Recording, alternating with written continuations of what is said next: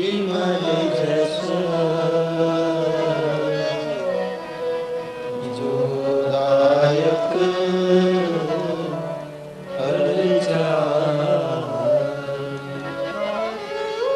श्री गुरु चरण सरोज रज निज मन मुकुर सुधारि बरहम रघुवर विमल जस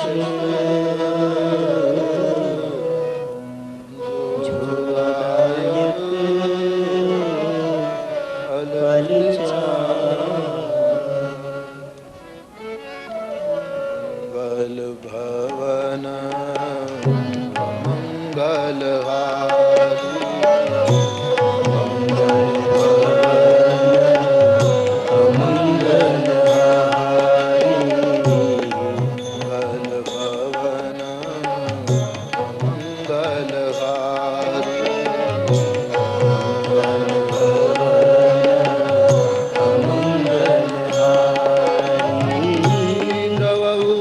दशरथ धीर बिहारी प्रभु सुदशरथ अजिर बिहारी प्रभु सुदशरथ अजिर बिहारी प्रभु सुदशरथ अजिर बिहारी मंगल भवन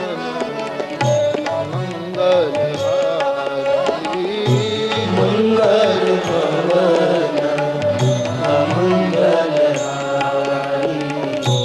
जय जय जय हनुमान गोसाई जय जय जय हनुमान गोसाई जय जय हनुमान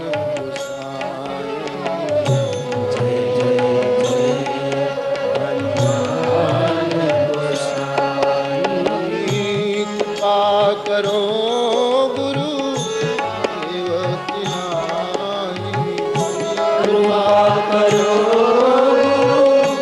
देवकी नानी कृपा करो देवकी नानी कृपा करो देवकी नानी जय जय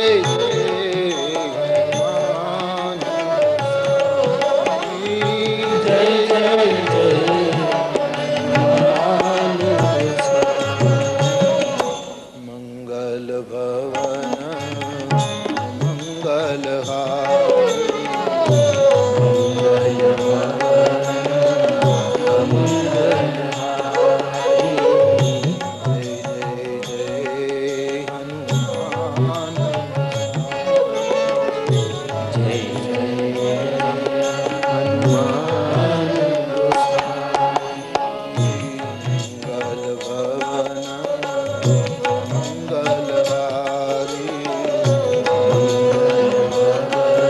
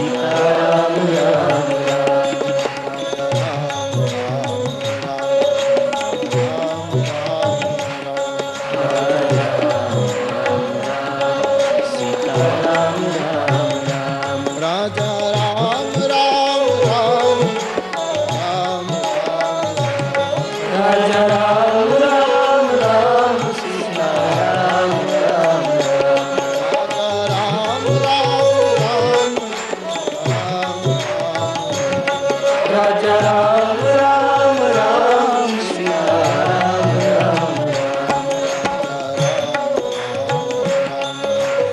राम राजा राम राम सीता राम राम राम राजा राम राम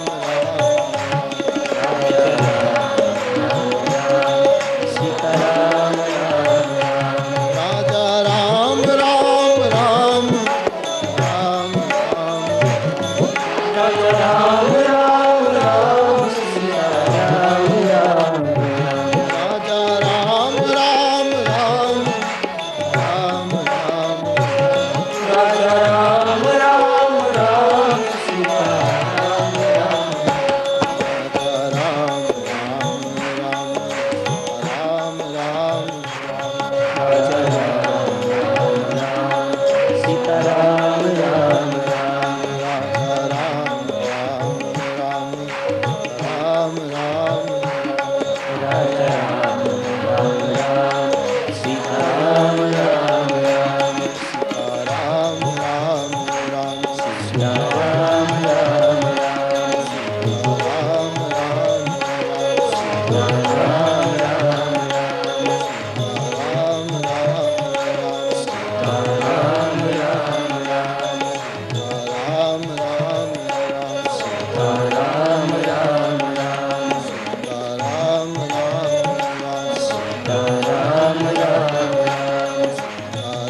सीता राम राम राम सीता राम राम राम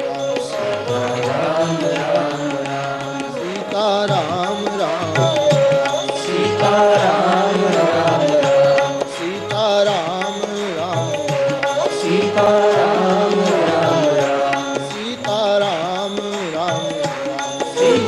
राम राम राम सीता राम राम राम सीता राम राम राम सीता राम राम राम सीता राम राम राम सीता राम राम राम सीता राम राम राम सीता राम राम राम सीता राम राम राम सीता राम राम राम सीता राम राम राम सीता राम राम राम सीता राम राम राम सीता राम राम राम सीता राम राम राम सीता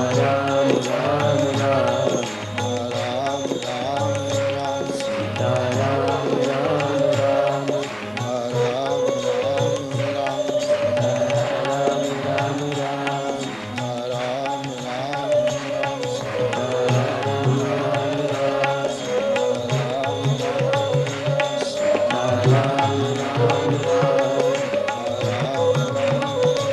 सीता राम राम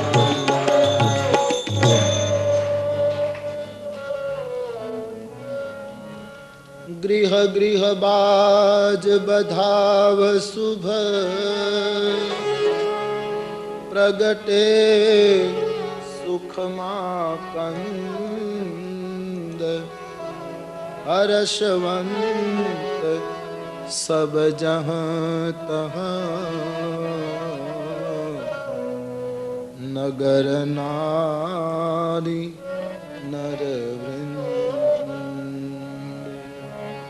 गृह गृह बाज बधाव शुभ प्रगटे सुखमा कंद हर्षवंद सब जहाँ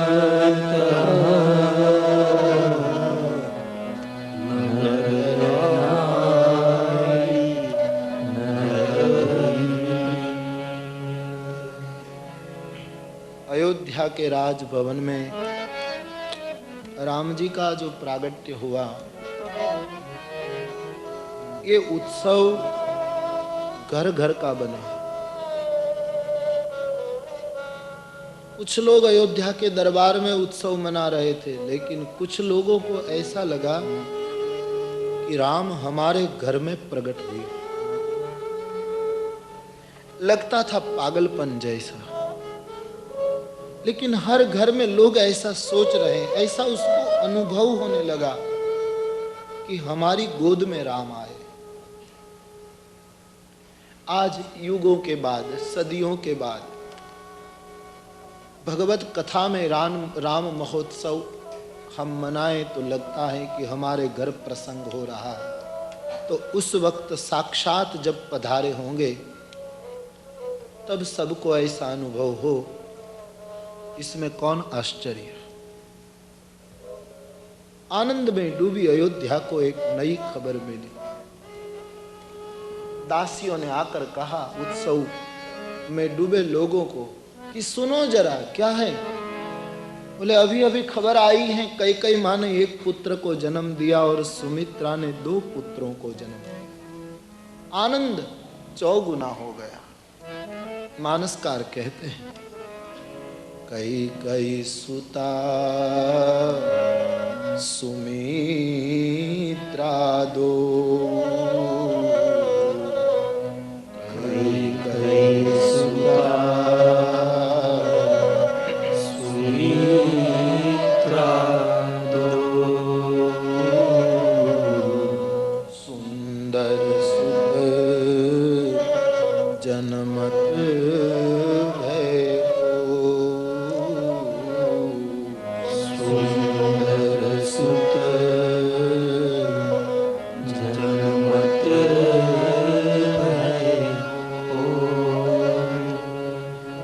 सुख संपत्ति समय समाजा, वह सुख संपत्ति समय समाजा, कही न सकती सारद कही कही न सकती सारद कही अवधपुरी सोहई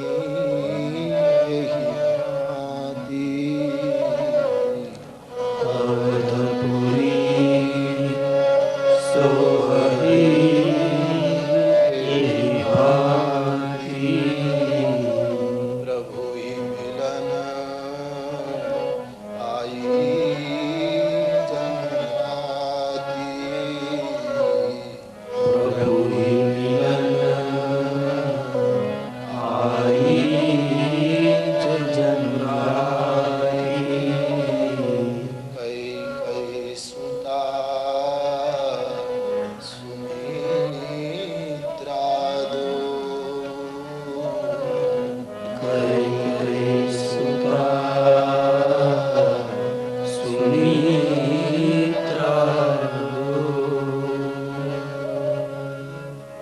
समाचार सुन करके अयोध्या को इतना आनंद हुआ कि जिस आनंद का वर्णन शेष और सरस्वती नहीं कर सकते।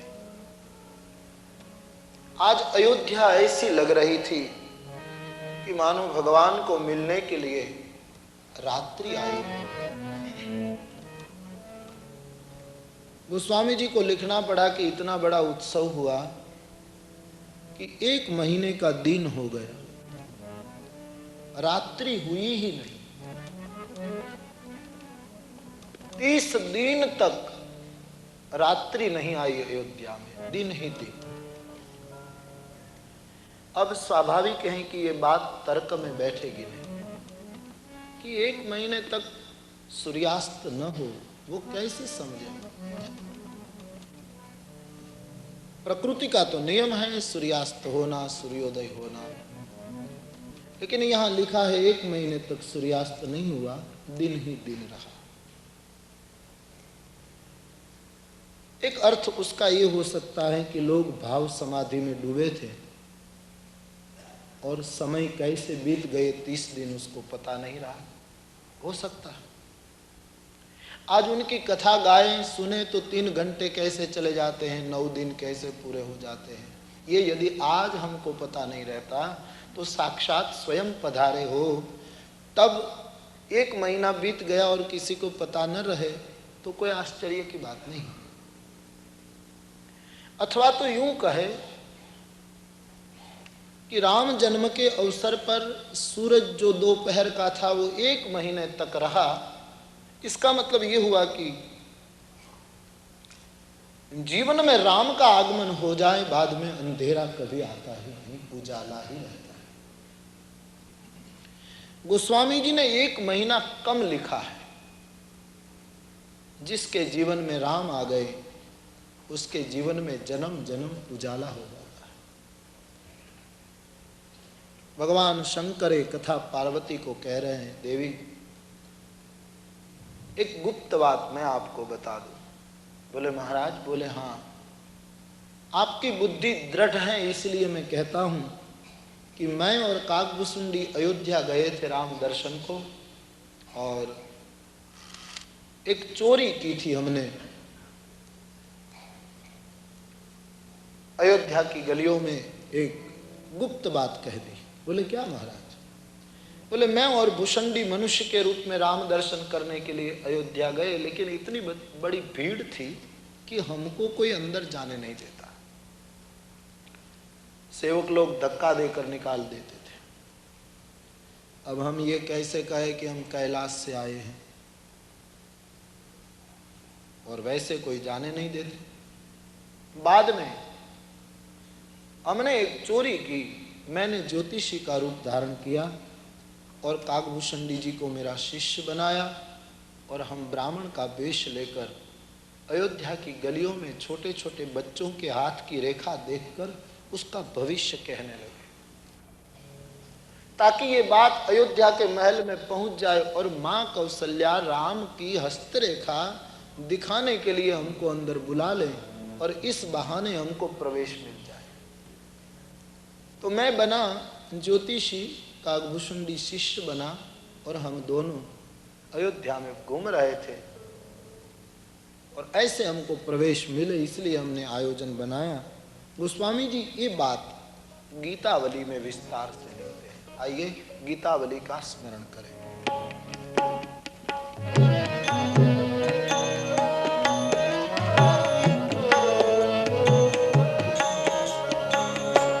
करतल दे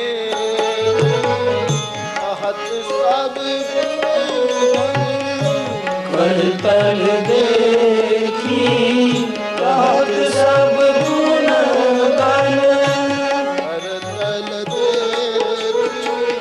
कहत सब गुण गण।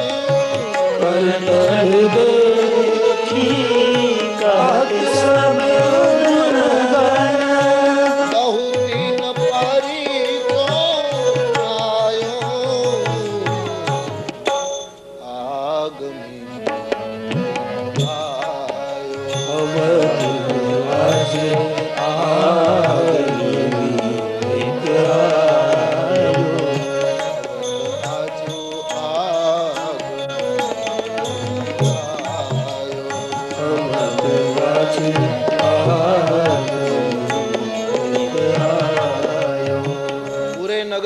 बच्चों के हाथ देखे और सबका भविष्य हम बताने लगे, तो ये बात फैलती हुई राजभवन में गई। कौशल्या जी को दासियों ने कहा कि माँ एक बड़ा आगम भानी कहने वाला एक भविष्यवेता आया है। नगर के सभी बच्चों के हाथ की रेखा देखकर बिल्कुल सच बता रहा। कौशल्या जी ने कहा उसको ले आओ। कैसा है, उम्र कितनी है, नाम क्या है? तो गोस्वामी जी बता देते हैं। बूढ़ो बड़ो प्रामाणिक ब्राह्मण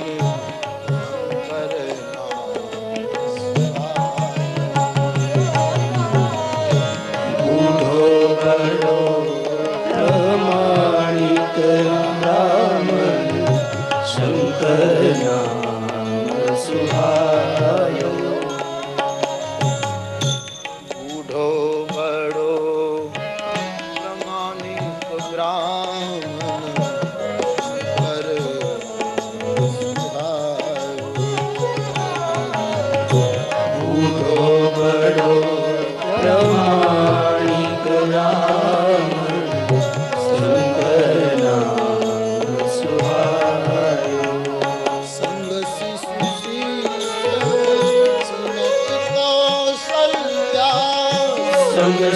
शीश सुनत कौसल्या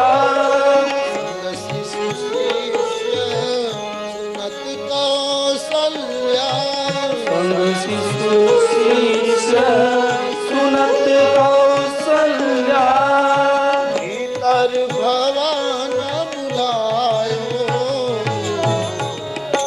आगमन अवराज आगयो एक अवराज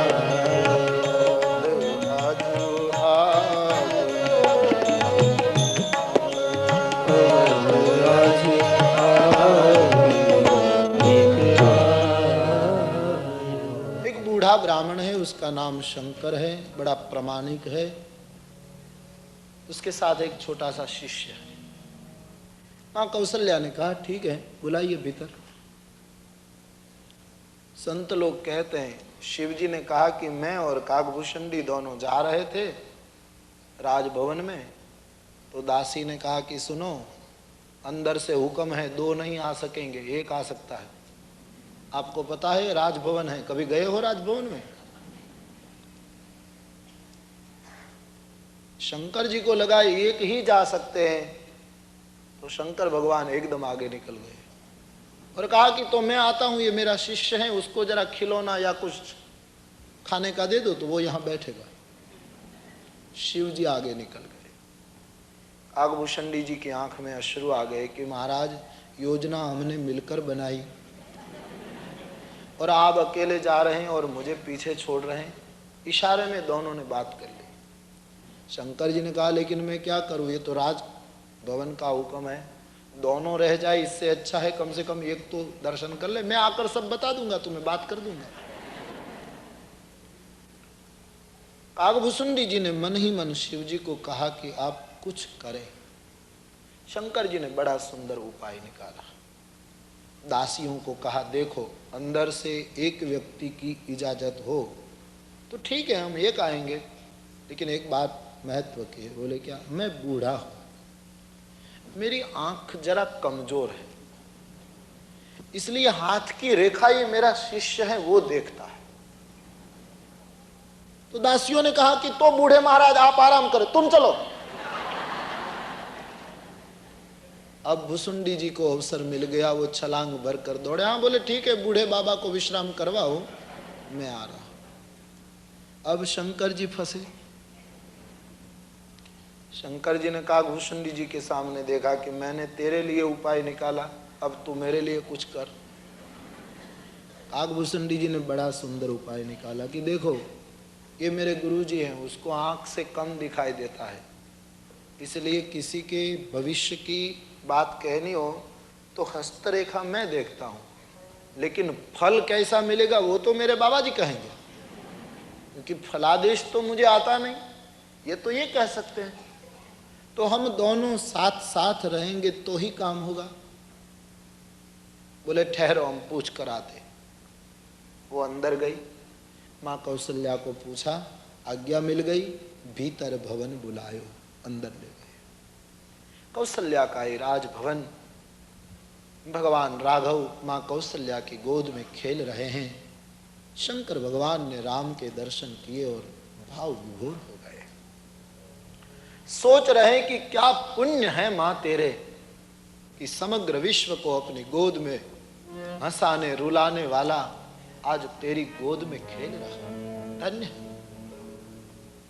शिव जी ने राम जी के सामने देखा, राम जी ने शिव जी के सामने देखा, दोनों की चार आंखें मिली, दोनों आनंद से भर गए।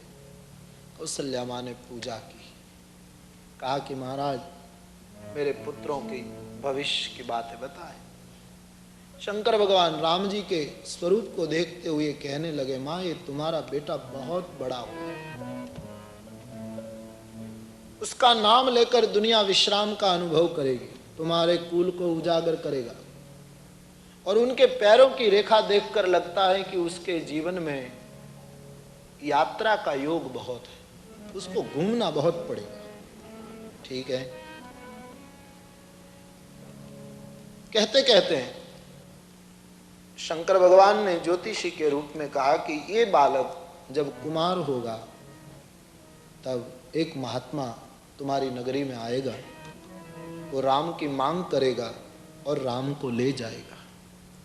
माँ कौशल्या की आंख में आंसू आ गए। जो शंकर भगवान ने कहा कि माँ घटना तो घटेगी, महात्मा आएगा और तुम्हारे बेटे को ले जाएगा, लेकिन एक फायदा होगा। क्या? तुम्हारा बेटा जाएगा तो एक महान राजकन्या से ब्याह कर लौटेगा, उसकी शादी हो जाएगी। कौशल्या जी बहुत राजी हो गई। तो ठीक है, अब आके देखिए, शादी होगी, स्वयंवर होगा, ये जब भगवान शंकर ने बता दिया और उसके बाद जब शंकर जी बताने चले तो गोद में खेलते हुए राम जी ने शंकर जी की दाढ़ी पकड़ी और दाढ़ी खींचकर कहा कि खबरदार, अब आगे बोले तो कहीं वनवास का भविष्य भी मत कह देना, नहीं तो मेरी माँ अभी से रोने लगेगी। गीतावली में ऐसा लिखा है, जन्म प्रसंग कहो कौशिक मिस, सीय स्वयंवर गायो, अवध आजो आगमी एक आयो। स्वयंवर तक की भविष्यवाणी बताई। बाद में चारों भाइयों के मस्तक पर भगवान शंकर का हाथ रखवाया, बहुत दक्षिणा दी।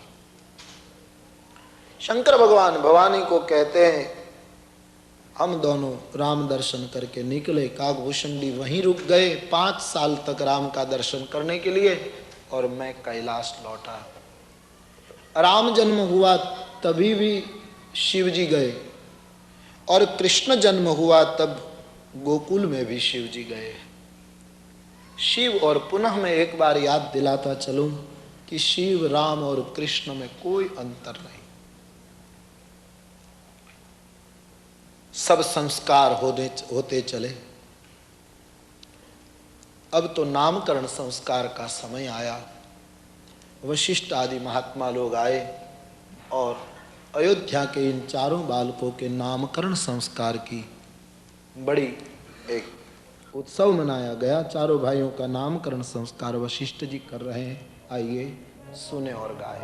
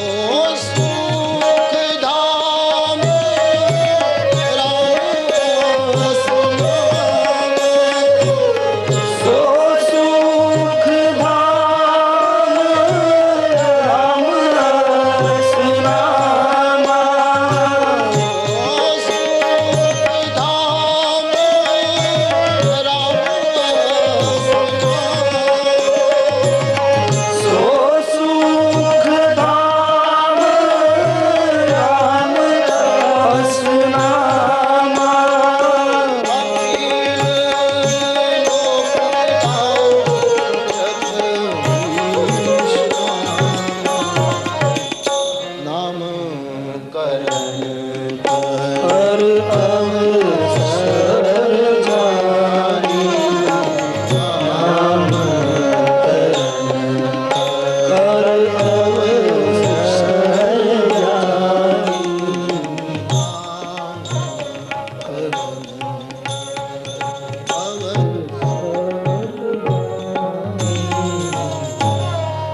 जो आनंद का सिंधु है, सुख की खान है,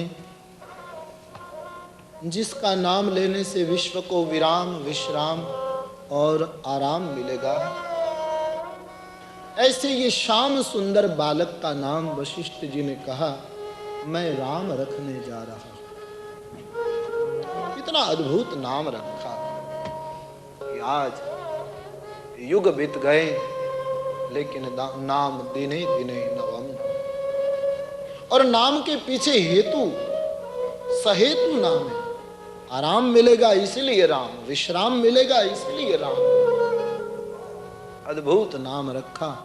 पूरे सभा ने राम नाम का जय घोष किया। बोलिए रामचंद्र भगवान की जय। कौशल्यानंदन का नाम राम रखा, बड़ा सुंदर नाम। राम शब्द बोलने से आज भी लोगों को विश्राम की अनुभूति होती है। थका आदमी राम कहता है तो विश्राम को उपलब्ध हो जाता है। तो जो विश्राम देगा उसका नाम राम रखा। उसके बाद हमारी परंपरा में आप देखिए, नामकरण पूरा एक संस्कार था। बच्चा जब से पैदा होता तब से उसको संस्कार कर दिए जाते थे। नांदी मुख श्राद्ध किया जाए, जात कर्म सब लग जाते थे। जैसे बच्चा पैदा हुआ तो सब विधि विधान शुरू हो जाते थे हमारे यहाँ। बाद में नामकरण, उसके बाद यज्ञोपवीत, उसके बाद एक के बाद चूड़ाकरण, ये सब संस्कार लगते थे।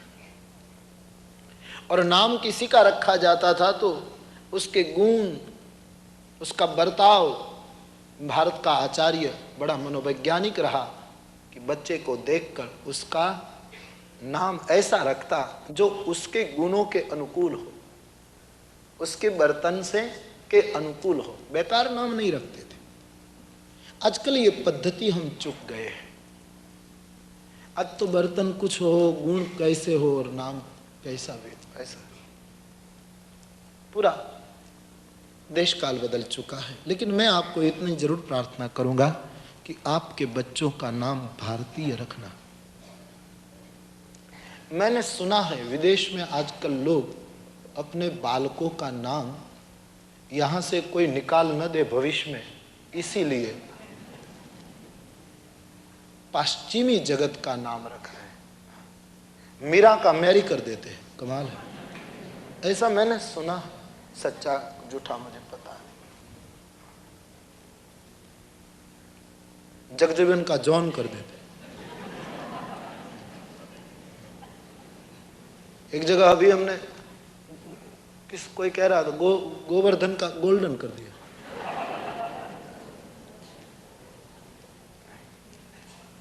अपना नाम रखो, भारतीय नाम होना चाहिए।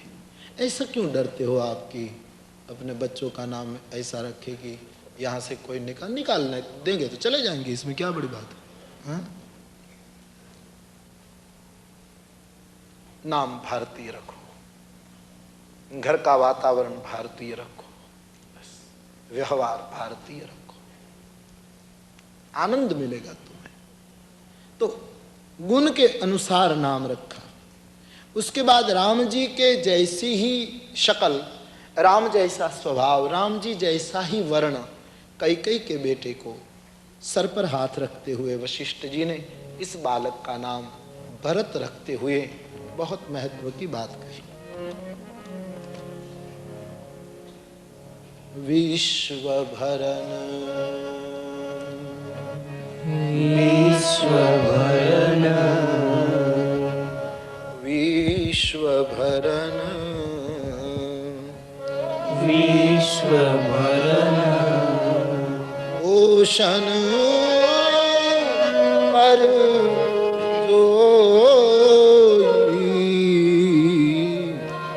ईश्वरन पोषण कर जोई आकर नाम भरत अस होई आकर नाम भरत अस होई। जिनका नाम लेने से विश्व का भरण पोषण होगा उसका नाम मैं भरत रखता हूं। ये तुम्हारा दूसरा बालक संसार का भरता बनेगा, परिपालन करने वाला बनेगा। इनके नाम से विश्व को तृप्ति मिलेगी, इसलिए मैं उसका नाम भरत रखता हूं। एक अर्थ उसका यह है कि भरत जी विष्णु के अवतार हैं, राम जी विष्णु के अवतार नहीं है। पुराणकार कहते हैं विष्णु के अवतार है रामकृष्ण, ये पुराण का मत है, लेकिन राम तो स्वयं ब्रह्म है, उनसे कई विष्णु पैदा होते हैं। भरत जी विष्णु के अवतार है और विष्णु का कार्य है परिपालन करना, निर्वाह करना। तो ये बालक भरत का यानी विष्णु का अवतार है, तो ये संसार का भरता बनेगा, परिपालन करेगा। एक ऐसा अर्थ। दूसरा जो हमारे दिल में बहुत मजबूती से बैठता है अर्थ ये है कि भरत है त्याग मूर्ति और प्रेम मूर्ति। ये बालक का जो सुमिरन करेगा उसमें त्याग और प्रेम के लक्षण आएंगे, और हमारे जीवन में जब प्रेम और त्याग के लक्षण आएंगे तभी हमारे जीवन में संतोष भाव पैदा होगा। त्याग के बिना तृप्ति नहीं, ये निर्विवाद सत्य है। आप ये समझे कि हम बहुत एकत्रित कर ले, संग्रह कर ले, उसके बाद तृप्ति आ जाए, वो बुनियादी भूल है। आपने ये सोच लिया कि मैं पेट भर के खाना खा लूं, तृप्त हो जाऊं, तो वो 2-3 घंटे की बात है, उसके बाद पुनः भूख लगेगी। संग्रह करने से कोई तृप्त नहीं हुआ। मेरी ये आशा पूर्ण हो जाए, मेरी ये वासना पूर्ण हो जाए, उसके बाद मैं तृप्त हो जाऊंगा, असंभव है। त्याग से ही तृप्ति आती है। गुजराती में लोग कहते हैं ना, 2-3 बार यानी 24 घंटे आदमी खाएगा नहीं तो कहता है मेरी भूख मर गई। खाने से कभी भूख नहीं मरी, 2-4 घंटे के बाद नई भूख जगी, लेकिन नई नहीं खाने से भूख मर जाती है। वैसे त्याग से ही तृप्ति निर्माण होती है, पाने से कभी तृप्ति नहीं होती। सब जानते हैं। एक चाह हुई, उसके बाद दूसरी, उसके बाद तीसरी, चाह बढ़ती चलेगी। इसलिए हम पहले दिन गा रहे थे, चाह पैसों से आने में आने लगी, चाह पैसों से आने में आने लगी, चाह आनों से रुपया बनाने लगी, चाह रुपयों से नोटों में आने लगी, और चाह नोटों से कोठी चुनाती रही। चाह बढ़ी, चाह कोठी में मोटर को लाती रही, और चाह मोटर को होटल ले जाती चली, और चाह होटल में बोतल खुलाती रही। ये चाह की यात्रा है, चलती ही जाती है, चलती ही जाती है। चाह जर से लगी वो जरा हो गया, और चाह हरी से लगी तो जी हरा हो गया। तो ये चाह की जो यात्रा है वो कभी ऐसे पूरी नहीं होती। भर्तृहरि का बहुत सुंदर अनुभूत सत्य है कि भोग भोगने से कभी भोग मिटते नहीं, बढ़ते। स्वयं आदमी भोगा जा रहा है, भोग कभी भोगा। ठीक से ध्यान देना, हम भोग नहीं भोग रहे हैं, भोग हमको भोग रहे। क्योंकि नियम ऐसा है कि जिसको हम भोगे वो कम होना चाहिए। भोजन करने बैठे और आपकी थाली में 10 रोटी किसी ने डाली और आप कहें कि मैंने खाया ही है, ईमानदारी से प्रतिपादन करें कि मैंने खाया ही है, तो यदि आपने खाया है तो 10 रोटी में से कम 1-2 रोटी कम होनी ही चाहिए, तो ही आपने खाया, वरना गलत है। तो यदि हमने भोग लिए तो भोग कम होने चाहिए। जिसको भोगे वो कम होता है, तो भोग तो कम नहीं होते, हमारा शरीर जीर्ण होता चलता है। तो हम भोगे गए, बड़े मार खाए हैं हमने वासना में। वासना ने कम नहीं मारा मानवियों को। जा चाह जर से लगी सो जरा हो गया, बूढ़ा हो गया। हमको भोग रहा। भर्तृहरि कहता है तृष्णा किसी की जीर्ण नहीं होती, आदमी स्वयं जीर्ण होता चला। और मौत किसी के पास आती नहीं, हम स्वयं मौत के पास जाते हैं। मौत आती नहीं, साधु संतों के पास मौत आती है, संसारियों के पास मौत कभी नहीं आती। ये तो संतों से संसारियों का ऊंचा स्थान हो गया, क्योंकि संसारी के पास कभी मौत नहीं जाती, संतों के पास जाती है। क्यों? कि मौत कहती है मैं इतनी बड़ी सत्ता हूं कि मैं संसारियों के पास जाऊं, वो आए मेरे पास, वो आए। संतों के पास उसको जाना पड़ता है पूछने के लिए कि कब आऊं, और संत कहे कि इस समय आना तो आ सकती है, वरना मना करे तो नहीं आ सकती। संसारियों को तो स्वयं गुनहगार को दफ्तर में जाना पड़ता है, पुलिस चौकी में स्वयं, वैसे हमको जान। लेकिन बोला ऐसा जाता है कि मौत आई। हम अहमदाबाद से बंबई की ट्रेन में बैठे तो लोग क्या कहते हैं, जब बंबई आ जाए तो कहते हैं बंबई आ गए। बंबई तो वहीं के वहीं थे, तुम पहुंच गए। बंबई आया नहीं, बंबई तो था जहां, तुमने गति कर ली। लेकिन बोला जाता है बंबई आ गया। बंबई कहां आया? तुम पहुंच गए बंबई। मौत कहां आती है? तुम पहुंच गए मौत के पास।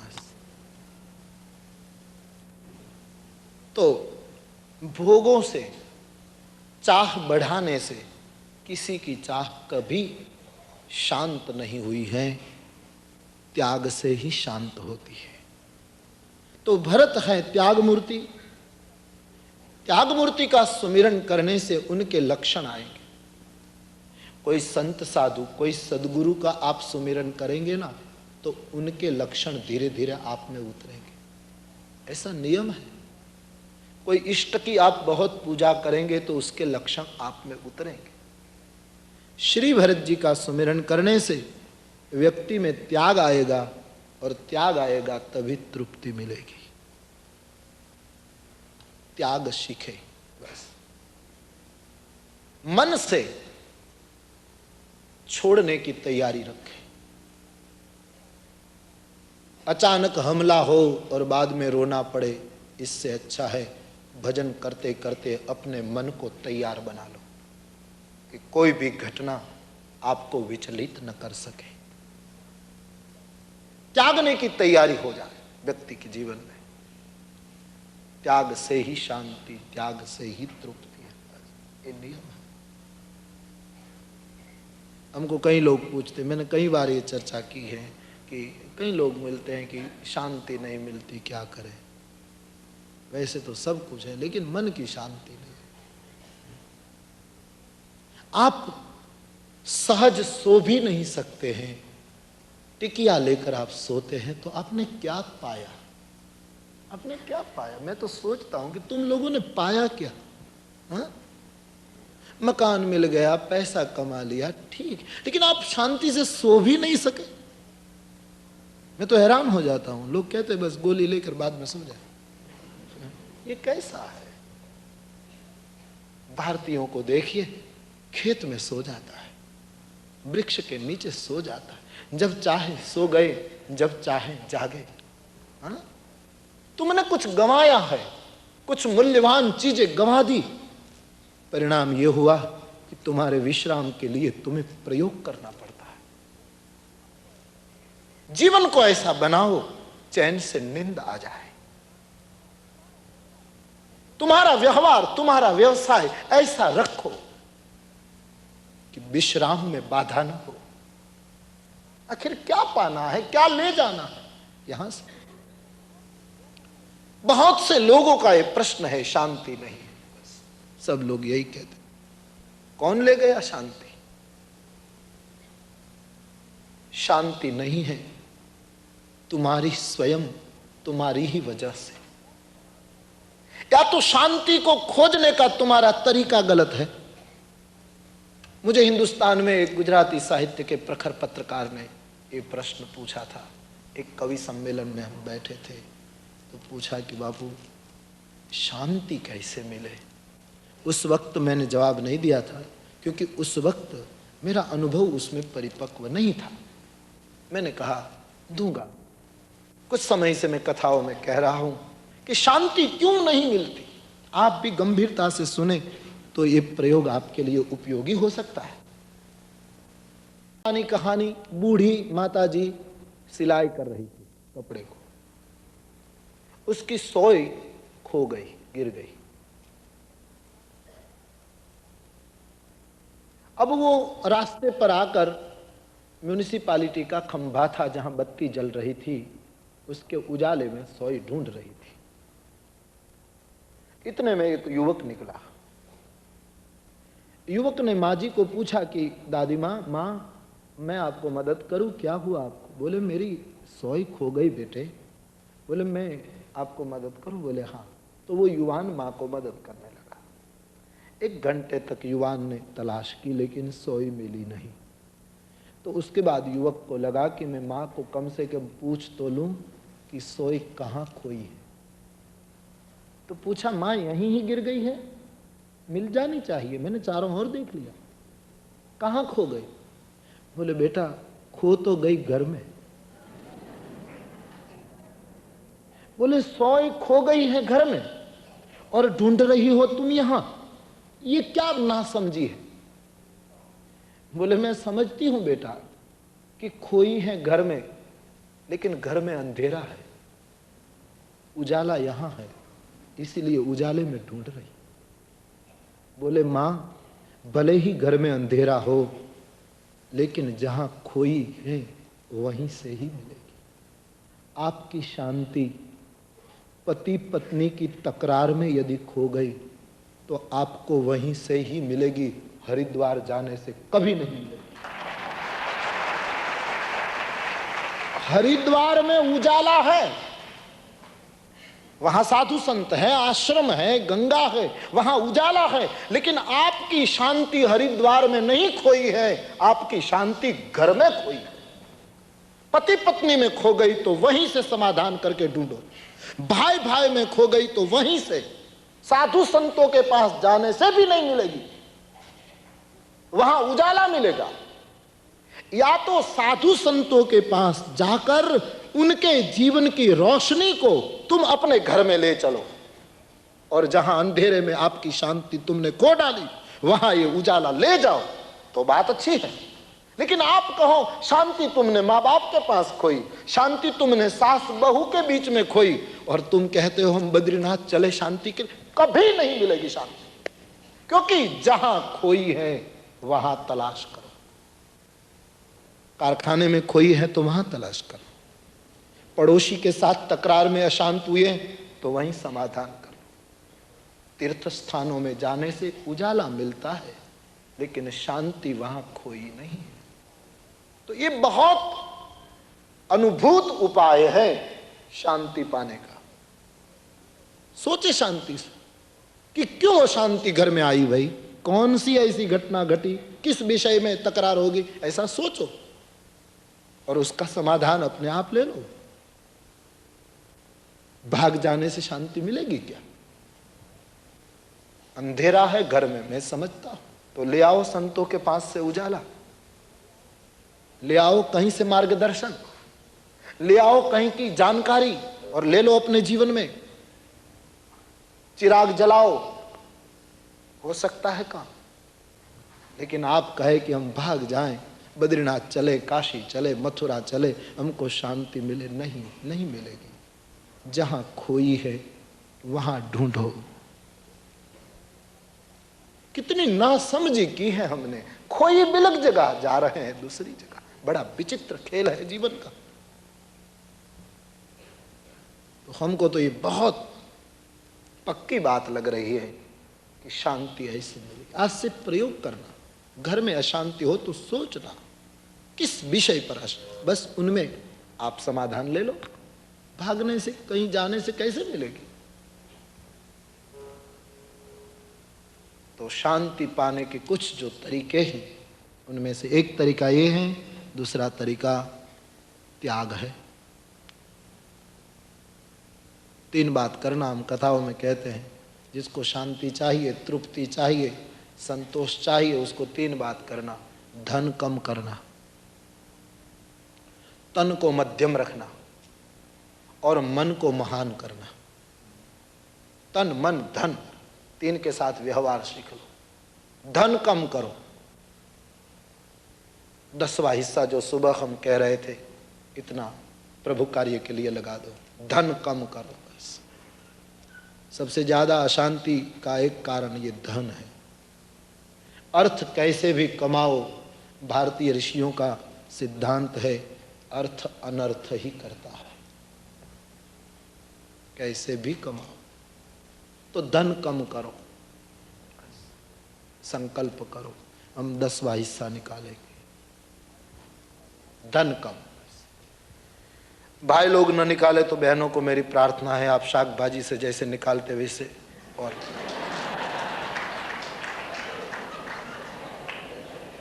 बहनों से ये सीखने जैसा सही सी बात। बस 10वां हिस्सा निकाल।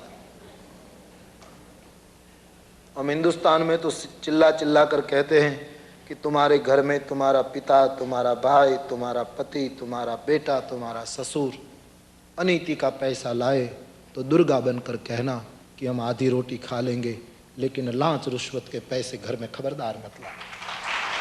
हम माताओं से प्रार्थना कर, अनीति का पैसा, पाप का पैसा तुम्हें अशांत करेगा, बहुत अशांत करेगा। रुपये की नोटों को तकिए के नीचे रखकर सोना 5-6 दिन, और 1-2 दिन गीता तकिए के नीचे रखकर सोना, और बाद में अनुभव करना रात्रि में निद्रा में कैसा फर्क पड़ता है। प्रयोग तो करना। तकिए के नीचे से कौन ले जा रहा, थोड़ा रुपया निकाल कर रख देना तकिए के।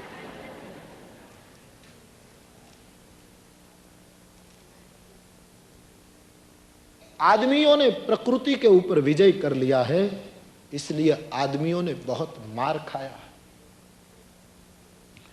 पशु ने प्रकृति पर विजय नहीं किया है, इसलिए प्रकृति पशुओं की रक्षा करती है। कुत्ता रोटी खाएगा ना, तो प्रकृति उसकी रक्षा करती है। पहला सूंघेगा रोटी को, जब भी आप देखना कुत्ता रोटी को सूंघेगा, उसके बाद खाएगा। प्रकृति उसको मदद करती है। यदि भूल से अनजाने में खा भी गया तो तुरंत प्रकृति मना करती है, तो उल्टी कर देता है कुत्ता, सूंघ सूंघ कर खाता है। लेकिन यह आदमी ऐसा है, बिना सूंघे नोट ले लेता है। रुपया लो तो जरा सूंघ के लो, जरा सूंघो, ऐसा लगे तो उल्टी कर दो। कुत्ता इतना सयाना है कि सूंघ कर लेता है। और नोट जब हाथ में आती है, अर्थ से समझदारी के साथ व्यवहार करना तो तकलीफ नहीं। तो धन कम करो और तन मध्यम रखो। शरीर को बहुत स्थूल मत होने दो, थोड़ा तपस्वी बनो। शरीर बहुत स्थूल हो जाएगा तो आपके जीवन में अशांति आएगी। आप चल न सके, उठ न सके, कोई आपको उठाए तब उठे, कोई चलाए तब चले, ऐसा स्थूल शरीर हो जाएगा तो क्या करोगे? अशांत हो जाओगे। शरीर को मध्यम रखो, न बहुत दुबला हो जाए न बहुत स्थूल हो जाए। मैं कल परसों कह रहा था ना, कई लोगों का नियम ही ऐसा है कि बस शरीर बनाओ,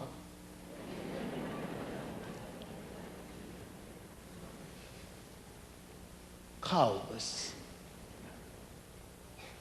कुछ भी हो खाओ।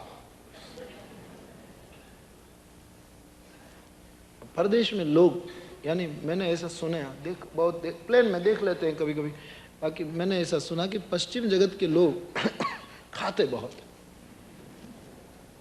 यहाँ के लोग जो है बहुत खाते, खाते खाते ही कभी कभी चले जाते हैं। प्लेन में तो हम देखते हैं जो आता है सब खाता है, हम तो देखते रहे, कोई डिश नहीं छोड़ता। वो पूछेगी कि ये, हाँ ये, एक भी चीज की ना नहीं हो। कितने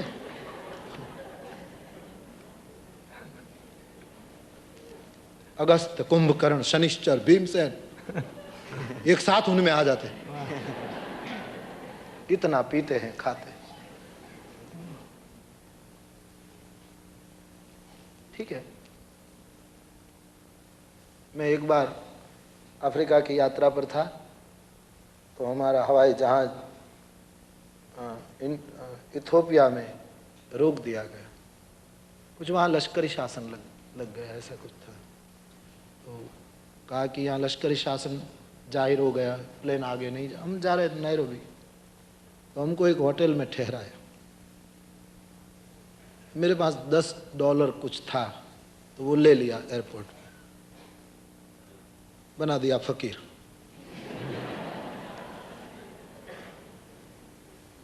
एक होटल में ठहरा है। मेरे साथ एक पंजाबी भाई था।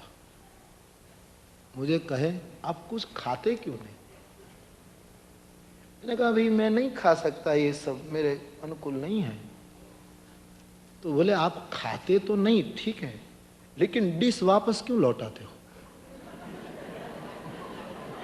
इतना तो समझो आप कि आपका देश बंधु बगल में खड़ा है। आप साधु होकर इतना परोपकार नहीं करेंगे। मैंने कहा बात क्या है? बोले मैं बैठा हूं, आपका देश बांधव हूं। तो मैंने कहा आप खाना ज्यादा चाहते हैं? बोले हाँ। तो मैंने कहा हमको क्या, हमने कहा मना कि आप सब ले लीजिए मेरा। तो हम करीबन 30 घंटे वहां पड़े रहे। तो सब उसको पूरा न्याय दिया मेरे को। जो जो आता वो ले लेता।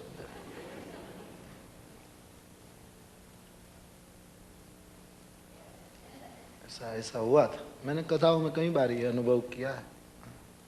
तो इस कर्फ्यू कैसा लग गया था, कहीं बाहर भी नहीं जाने देते थे। तो एयरपोर्ट जिस होटल में रखा था, तो वहां हम करीब द्वार पर जा सकते थे। देखिए भगवान कृपा कैसी करते हैं। 30 घंटे हो गए ऐसे भूखे। तो मैं खड़ा था होटल के दरवाजे पर, तो एक कार निकली। तो ये मेरी काली शाल देखकर कार रुकी। उसके पास कर्फ्यू में जाने आने जाने का कुछ पास था। वो भारतीय भाई था और गुजराती। मैंने कहा आप मुरारी बाबू? मैंने कहा हाँ क्या बात है? बोले आप यहाँ? मैंने कहा भाई 30-35 घंटे से पड़े हैं। बोले आपने कुछ खाना पाना? मैंने कहा नहीं कोई जरूरत नहीं, खाने की तो कोई जरूरत। बोले नहीं हमारे घर चलो। मैंने शुरुआत में थोड़ा विवेक किया, करना चाहिए ना पहले तो, कि नहीं नहीं कोई जरूरत नहीं, ऐसी कोई जरूरत नहीं, आनंद है आप।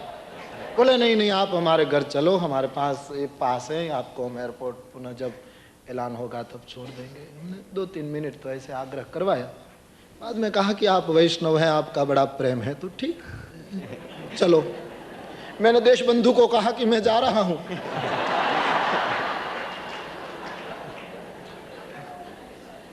बोले आप जाओ, इसकी तकलीफ नहीं, लेकिन मेरी डिश।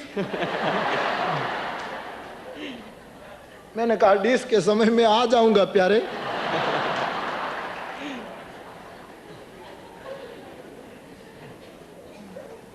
वो मुझे घर ले गए।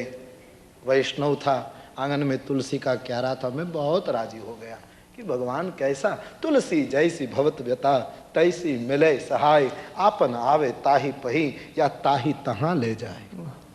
कौन कौन उसको मिटा सकता। बाद में हमको एयरपोर्ट तक वो छोड़ गए। मेरे कहने का मतलब ये है कि तन को मध्यम रखो। खाओ जरूर, पौष्टिक खुराक खाओ, 1 बार 2 बार 3 बार शरीर को जितनी जरूरत हो जरूर खाओ, लेकिन इतना शरीर स्थूल मत हो जाए करो कि हमको और परिवार सबको परेशानी हो। हम विनोद में कहा करते हैं, हमारे देश में एसटी की बस में बहुत भीड़ थी, तो बीच में लोग खड़े रहते हैं ना, बस में बहुत भीड़ होती, तो एक बहन खड़ी थी, उसके आगे एक भाई खड़ा था, उस बहुत काफ़ी भीड़, तो एक मिनट पर, आधी मिनट पर जो भाई आगे खड़ा था, इतनी भीड़ के वो पीछे देख नहीं सकता, तो बार बार उसको पीछे जो बहन खड़ी थी उसका धक्का लगता था, तो वो बेचारा देख नहीं सकता पीछे, इतनी भीड़ थी, तो लेकिन आगे देखकर वो कहता, बहन जी आप धक्का मत लगाओ, आप ये ठीक नहीं लगता, आप सब भीड़ में खड़े धक्का क्यों लगाते? तो वो बहन कुछ बोले नहीं। दूसरी बार धक्का लगा तो कहा कि बहन जी आप क्षमा करें, धक्का क्यों मारती हो? तीसरी बार, चौथी बार पूछा, तब बहन ने कहा, धक्का कौन लगाता है, सांस भी न लूं।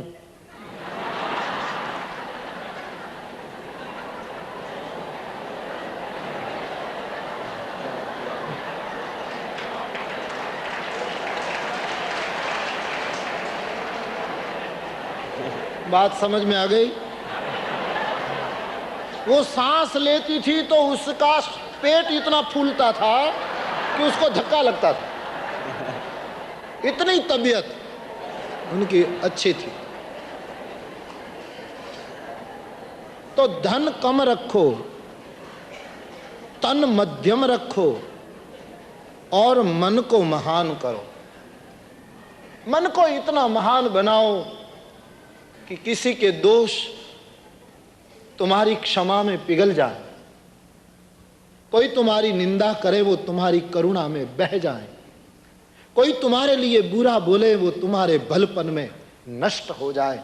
ऐसा मन महान करो कि कोई भी कुछ कहे कहे हमको क्या लेना, ऐसा मन महान बनाओ। आज आप शांति से सोचिए, आज बिल्कुल उल्टा हो गया, मन छोटा हो गया, तन कहीं बड़ा हो गया तो कहीं दुर्बल हो गया और धन बहुत बढ़ गया। इसलिए एक अशांति का कारण ये उल्टी यात्रा भी है। अब देखिए ना, मन, मैं विदेशों में देखता हूं, पति पत्नियों में ज्यादा तकरार क्यों होती? बिल्कुल छोटा मन हो गया तुम्हारा। पत्नी ने कुछ किया तो पति को बुरा लग गया, पति ने कुछ किया तो उसको। कहीं कहीं लोग तो कहते हैं उन्होंने सॉरी नहीं किया इसलिए मुझे बुरा लगा, उनके बदले हम आपको 108 बार सॉरी कह दें, लेकिन तुम्हारा घर संसार अच्छा रखो। इतने तुम संकीर्ण हो गए कि तुमको ये मैं दिलगीर हूं ऐसा नहीं किया और बुरा लग गया। तुम्हारा दाम्पत्य बिगड़ता है, उसके पीछे आप तुम्हारा संकीर्ण मन को देखो, कितना छोटा मन कर दिया तुमने। भारतीयों का मन तो कितना बड़ा हो। हमारे देश में, सौराष्ट्र में वाघरी कौम जो होते हैं, जो दातुन बेचते हैं, ये वाघरी कौम के दंपति पति पत्नी खाने बैठे तो टुकड़े मांग मांग कर खाते हैं। गांव में आपने देखा होगा, बड़ी लोग दातुन देंगे और टुकड़ा रोटी का, तो वो खाने बैठते हैं तो रोटी होती और मिर्ची होती, चटनी होती, और कुछ होता ही। तो दोनों खाने बैठे तो बात करने लगे कि हम भगवान की कितने कृपा पात्र कि जब हम भोजन करने बैठते हैं तब चटनी न हो, ऐसा कभी नहीं बना। उनके संतोष तुम देखो। जिसको रोटी के साथ चटनी नहीं मिलती होगी, इन गरीबों को क्या होता होगा। ये है मन महान। मांगे रोटी खाते हैं लेकिन कहते हैं कि हम कितने कृपा पात्र है परमात्मा के, और हमारे सामने इतनी भगवत कृपा है खाने पीने की, फिर भी मन कितना छोटा हो गया, संकीर्ण हो गया।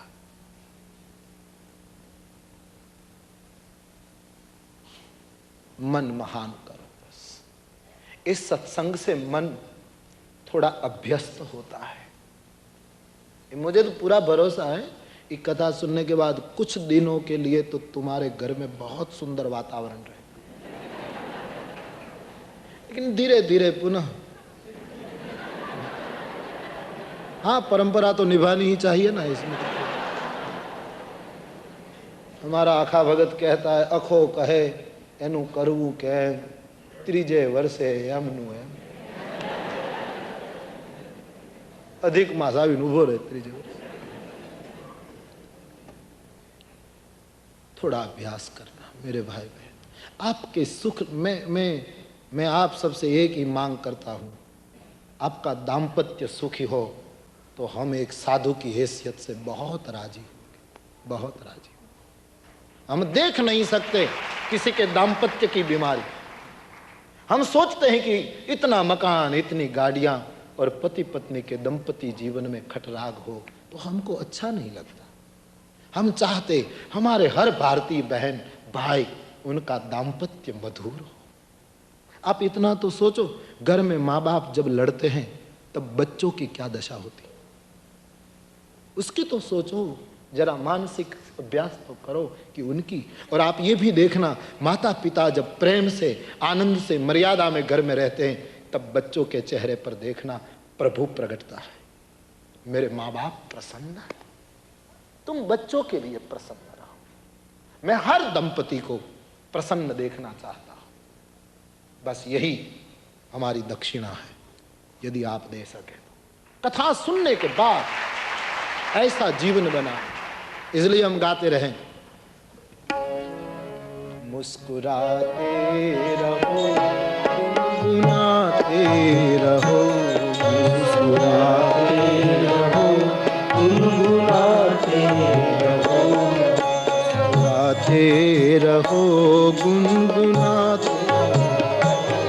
मुस्कुराते रहो, गुनगुनाते रहो,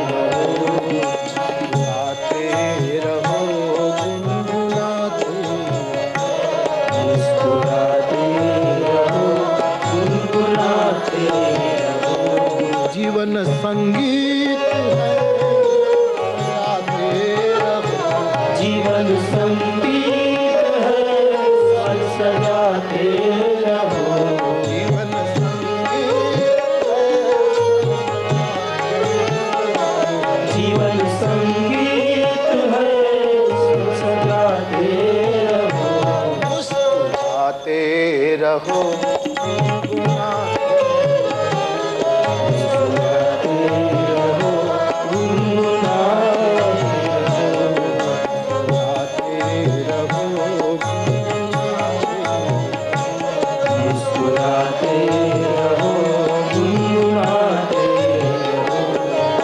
शब्द है, वो सभी का भला ये करो कामना, वो सभी का भला ये करो कामना, वो सभी का भला वो सभी का भला ये करो कामना।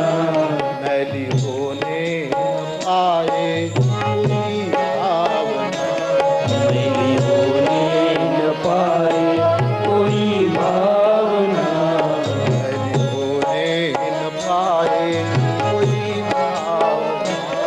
मैली होने न पाए कोई भावना। देने देने नहीं तकरार में, लेने देने नहीं कुछ तकरार में, लेने देने लेने देने नहीं कुछ तकरार में। प्यार के ही सदा गुल खिलाते, प्यार में ही सदा गुल खिलाते रहो। प्यार के ही सदा गुल खिलाते, प्यार में ही सदा गुल खिलाते रहो। मुस्कुराते रहो, गुनगुनाते मुस्कुराते रहो, गुनगुनाते रहो। मुस्कुराते रहो, मुस्कुराते रहो,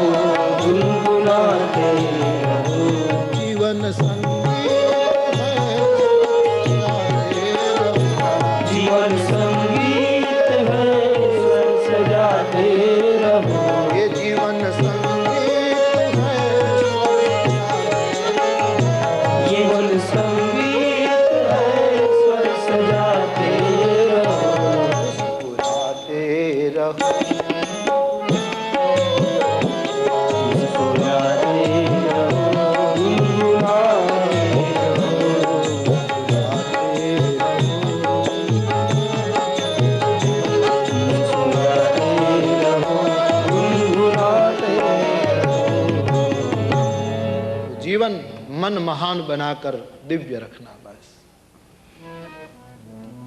घर में कथा सुनने के बाद अब से पति गर्म होने लगे तो बहनों को और कुछ नहीं करना, बस उनके पास जाकर मुस्कुराते रहो। ये पंक्ति गाना, देखिए उसका चमत्कार। और यदि बहन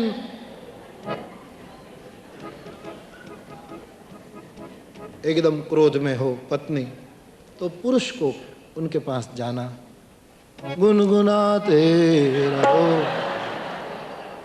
बहुत फायदा हो जाए।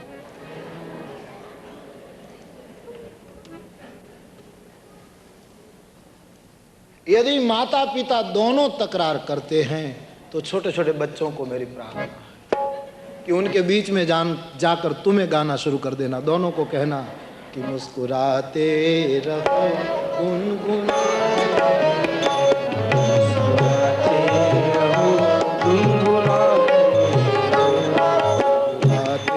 रहो,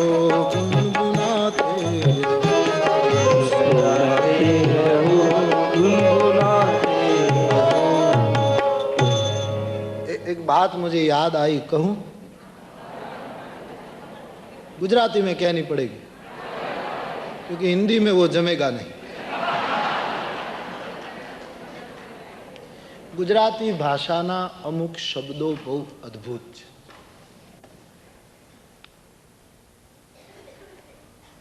कहूं? જરાક આમ સુદર્શન છે, કડવી દવા છે પણ હા, બહેનો રસોઈ કરે પછી આપણે ઘરમાં રસોઈ કરવા માટે તપેલી રાખીએ। હકીકતમાં સાવ ઠંડી હોય તો એ ગુજરાતી ભાષામાં એને તપેલી કહેવાય।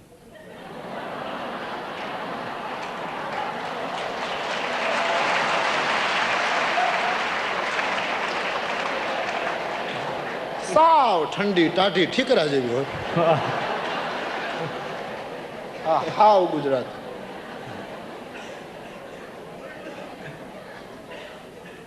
આપણે દૂધ ગરમ કરવું હોય, તપેલીને જરાય ગરમ કરવી ન હોય, પણ એ કારણ વગર તપેલી,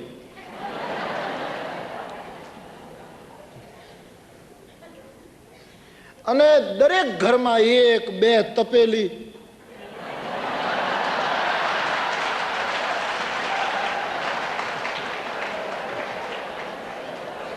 બહેનો મને માફ કરે હા ભાઈ,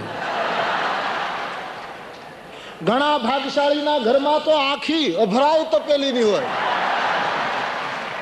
સાસુઈ તપેલી, વહુએ તપેલી, નણંદ તપેલી, આખા ઘરમાં બધું તપેલું જ હોય।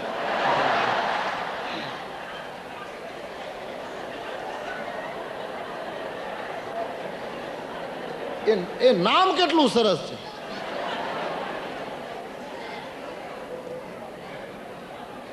તમે દૂધ ગરમ કર્યું, હવે તમારે દૂધની જરૂર છે, તપેલી કારણ વગર તપી, તો કરવું શું? સમજણની સાંડસીથી તપેલીને ઉતારી દૂધ લઈને પી જવું, 5 મિનિટ એમને રહેવા દેવી એટલે એની મેળે ઠંડી।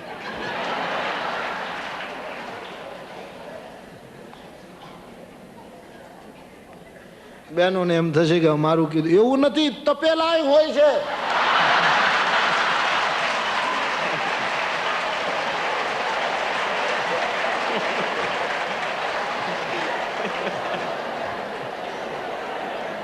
એક પણ પુરુષે તાળી નથી પાડી।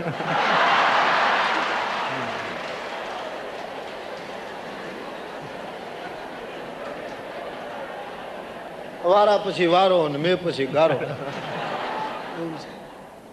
બધું સૌનું આવે, તપેલાય હોય। પણ ફરક શું તપેલી અને તપેલામાં? તપેલા તો બિચારા વાર તહેવારે તપેલા હોય, બાકી તપેલિયું તો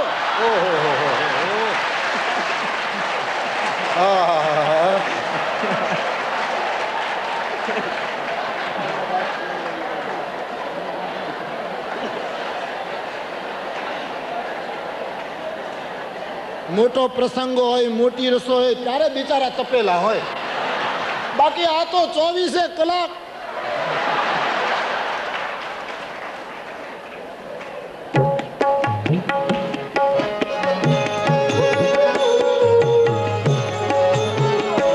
मुस्कुराते रहो, मुस्कुराते रहो, गुनगुनाते रहो।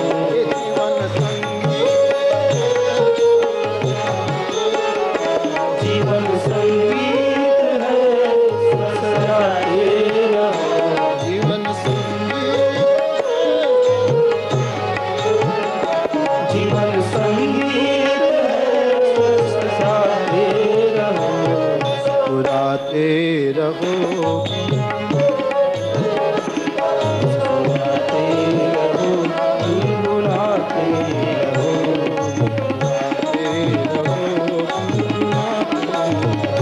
मुस्कुराते रहो, गुनगुनाते रहो।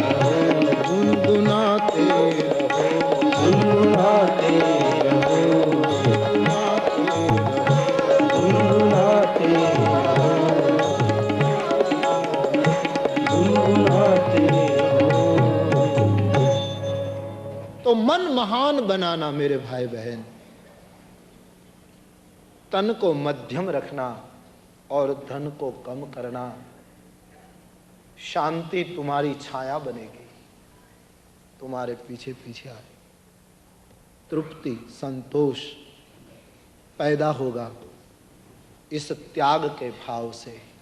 इसीलिए वशिष्ठ जी कहते हैं, हे राजन, ये तुम्हारा दूसरा बालक राम के जैसी ही शक्ल है, वो भरता बनेगा, इसलिए मैं उसका नाम भरत रख रहा हूँ। उनके नाम से जगत को तृप्ति मिलेगी, संतोष मिलेगा, इसलिए मैं उनका नाम भरत रख रहा हूँ। पूरी सभा ने जय घोष किया। बोलिए भरत भरतलाल जी महाराज की जय। जाके सुमिरन तेरी नाम सतगुरन वेद। जाके सुमिरन तेरी पुनासा, नाम सतगुरन वेद प्रकाशा।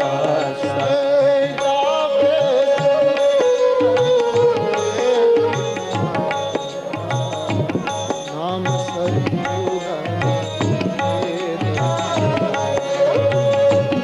जाके सुमिरन तेरी पुनासा, नाम सतगुरन वेद प्रकाशा। हे नाम सतगुरन वेद। नाम सतगुरन वेद प्रकाशा। हे जाके सुमिरन तेरी आशा। जाके सुमिरन तेरी पुनासा। इसका नाम लेने से, सुमिरन करने से शत्रु का नाश होगा। उसका नाम में शत्रुघ्न रख रहा। सुमित्रा के 2 बेटे, उनमें से सबसे छोटा बेटा, उसका नामकरण वशिष्ठ जी ने शत्रुघ्न रखा। इस बालक का नाम लेने से शत्रु मिटेगा, यानी शत्रुता मिटेगी। तुम्हारे शत्रु कोई होगा, लेकिन तुमको उनके प्रति कभी शत्रुता नहीं होगी। दुनिया में सबको राजी करना मुश्किल है, दुनिया तो दुश्मनावट करेगी, लेकिन शत्रुघ्न के नाम के प्रताप से तुम्हें उनके प्रति दुश्मनावट नहीं होगी, तुम्हारा मन ऐसा बना रहेगा। इस बालक का नाम जो लेगा वो शत्रुता से मुक्त रहेगा। दूसरी बात, शत्रुघ्न रामचरितमानस में मौन है, बिल्कुल मौन है, पूरे रामचरितमानस में कहीं बोले नहीं। उसका थोड़ा वर्तन दिखाई देता है, बाकी एक भी निवेदन उसके नाम पर नहीं मिलता है। तो बिल्कुल मौन है मानस में। तो एक संत ने अर्थ निकाला कि संसार में जो मौन रहता है उसका कौन दुश्मन, जो बोल बोल करता है उसी का ही तो दुश्मन हो जाता है।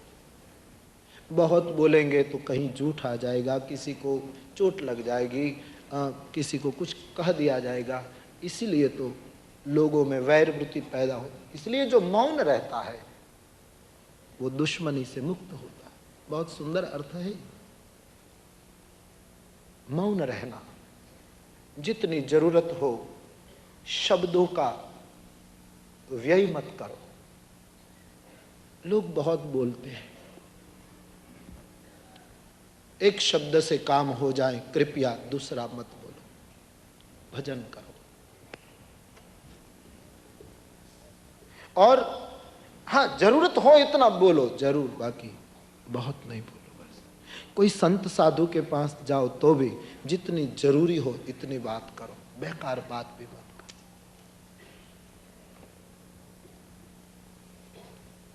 मैं भागवत कथा सुन रहा था, शास्त्री बापा ने बहुत सुंदर एक वाक्य कहा, मुझे बहुत अच्छा लगा। उसने कहा कि संत की क्षण और अन्न क्षेत्र का कण बिगाड़ना नहीं।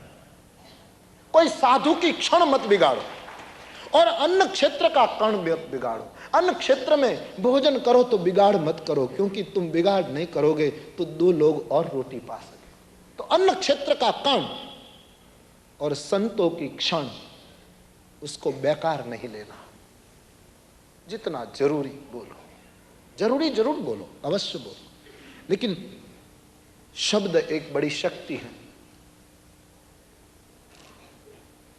शब्दों के साथ छेड़छाड़ नहीं करनी चाहिए। संस्कृत जमाने का तो नियम था कि कवि लोग, संस्कृत के विद्वान लोग कविता रचते, उसमें एक अक्षर में काम बन जाता और दूसरा अक्षर न लगाना पड़े, और अक्षर बच जाता या शब्द बच जाता तो घर में उत्सव मनाते कि आज मेरे घर मानो पुत्र का जन्म हुआ कि मैंने एक शब्द बचा लिया। इतनी शब्द की हमने सेवा की है। इसलिए भारतीय दर्शन में शब्द को ब्रह्म कहा है। शब्द ब्रह्म है। ये हम और आप 3 घंटे बैठे रहते हैं, किस वस्तु की? तुलसी की चौपाइयों के शब्द की असर है। ये जो शब्द ब्रह्म है उसकी असर है कि हमको बुलाता रहता है, आपको सुनाता रहता है। ये शब्द ब्रह्म का प्रभाव है। शब्द है ब्रह्म, जोड़ता है। कम बोलो, और बोलो वो भी सोच समझ कर। गांधी जी कहते हैं 2 बार सोचो बाद में बोलो, ऐसा कहते थे।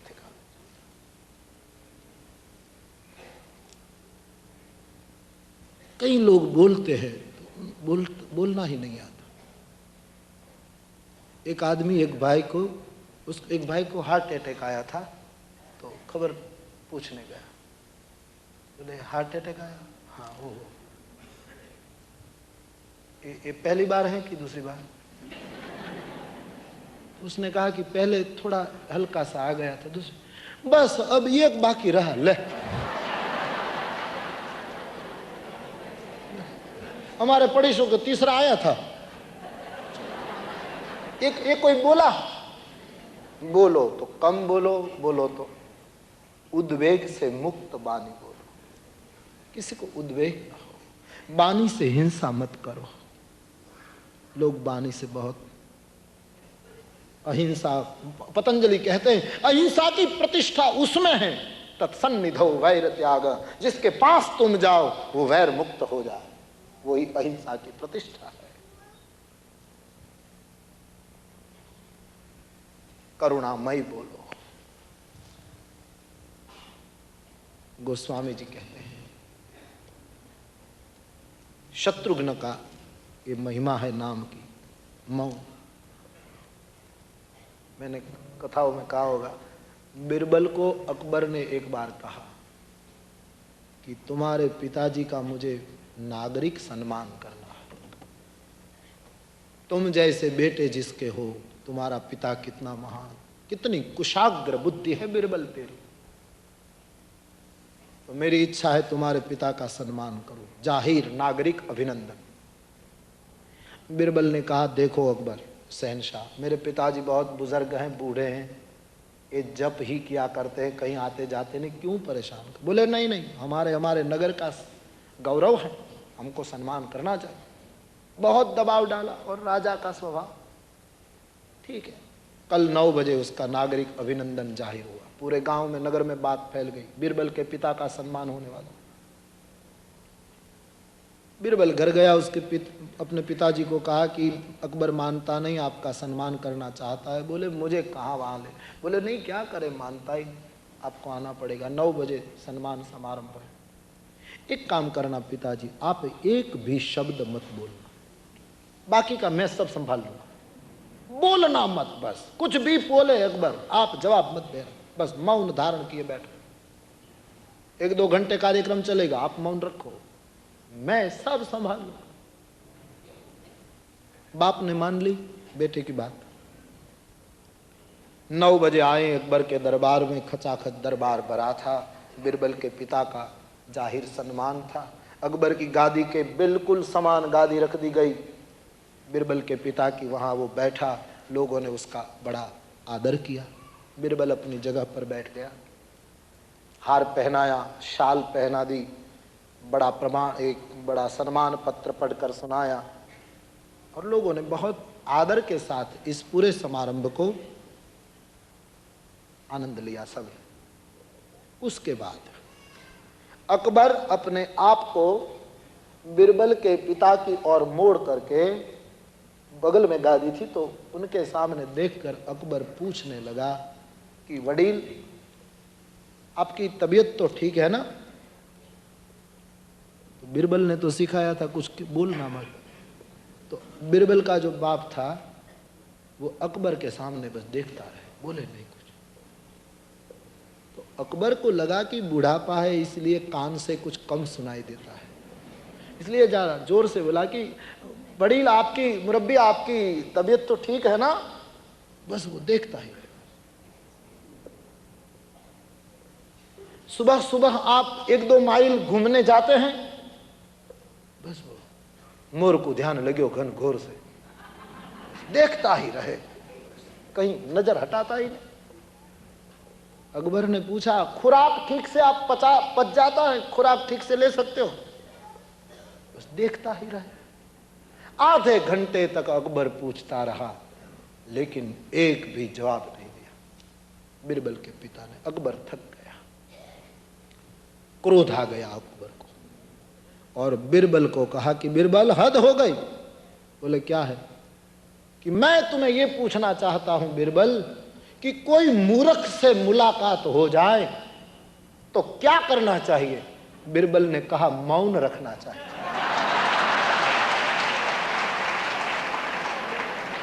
अकबर बीरबल के पिता के विरुद्ध बोलने गया कि ये मूर्ख है, कब से मैं पूछ रहा हूं फिर भी कुछ जवाब नहीं देता, तो मूर्ख से मुलाकात हो तो क्या करना चाहिए? बीरबल ने कहा, मेरे पिता की तरफ मौन रहना चाहिए। तू मूर्ख की तरफ कब से बोल बोल कर रहा है, मेरे पिताजी की तरफ शांत रहना चाहिए। जाके सुमिरन तेरी पुनासा, नाम शत्रुघ्न वेद प्रकाश। इस बालक का नाम मैं शत्रुघ्न रख रहा हूं। सभा ने जय घोष। बोलिए शत्रुघ्न लाल जी महाराज की जय। लक्षण धाम सुराम प्रिय, सकल जगत आधार, गुरु वशिष्ठ ते ही राखेऊ, लक्ष्मण नाम उदार। जो समस्त जगत का आधार है, जो साहस शीस यज्ञ जो सहस शीस अहिस महिधर, लखन सचराचर धनी।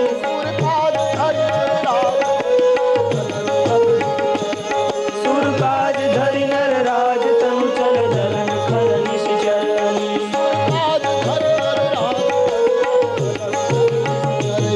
सुरकाज धरि नर राज, तनु चल जलन खल निश्चरणी। लक्ष्मण जी है शेष का अवतार, जो धरा को धारण करता है, समग्र विश्व का जो धारक है, आधार है, सद्गुण का लक्षण का सिंधु है, राम का अनुगामी है।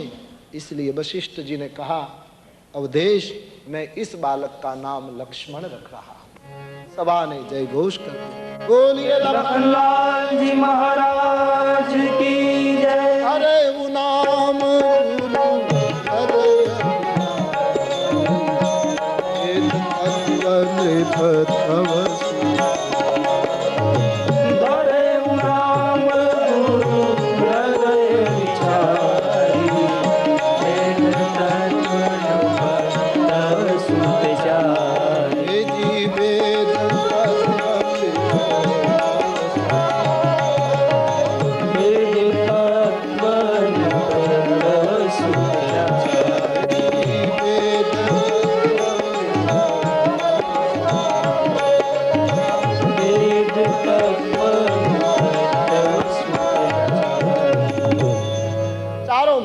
का नामकरण महाराज वशिष्ठ जी ने किया और कहा कि ये चारों बालक वेद के तत्व है। तुम बड़भागी हो। इस मौके पर दशरथ जी ने बहुत दान दक्षिणा दी, सबको धन्य बनाया। कितने मंगलमय नाम रखे। राम है दूध, लेकिन भरत है साकर। जैसे दूध में खांड मिल जाती है तो दूध की महिमा बढ़ जाती है, वैसे श्री राम जी है दूध, धर्म स्वरूप है। गोस्वामी जी दूध को धर्म की उपमा देते हैं, धर्म को दूध कहते हैं। तो राम है स्वयं दूध, श्री भरत जी है साकर। लेकिन साकर को दूध में मिला देने के लिए थोड़ी गर्मी चाहिए, ताप चाहिए। इसीलिए लक्ष्मण है अग्नि, जरा उग्र है लखन जी। उनकी उग्रता दोनों को एक रूप बना देती है, ओतप्रोत बना देती है। तो राम है दूध, श्री भरत जी हैं साकर, लखन है अग्नि और शत्रुघ्न है केसर। दूध में जब केसर आ जाता है तो ये कटोरे की कीमत बढ़ जाती है। वैसे ये धर्ममय दूध का कटोरा विश्व को मिला रामचरितमानस से। चारों भाई को वेद तत्व कहकर वशिष्ठ जी ने रघुवंश के इन राजकुमारों को बड़ा बड़ा गौरव किया। ऐसे छोटे बड़े लीलाएं अयोध्या में चलती रही। आगे की कथा हम कल पर ले जा रहे हैं, समय पूरा होने जा रहा है। लेकिन मेरे भाई बहन, कुछ क्षणों के लिए भाव और श्रद्धा के साथ हरि नाम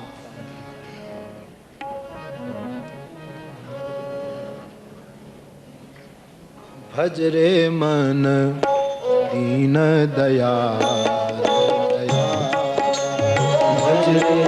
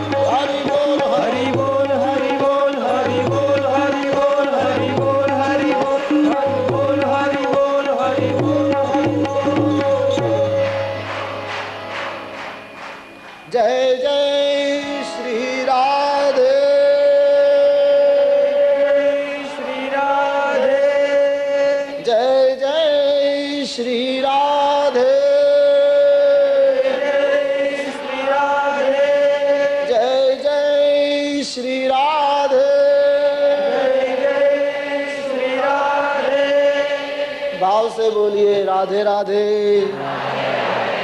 राधे राधे राधे राधे श्री राधे श्री राधे श्री राधे।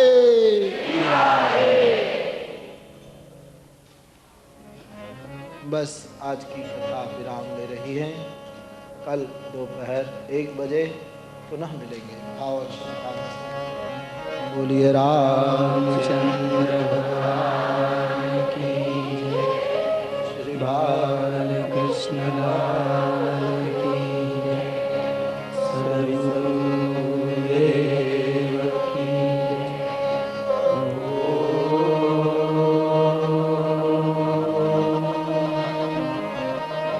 नमः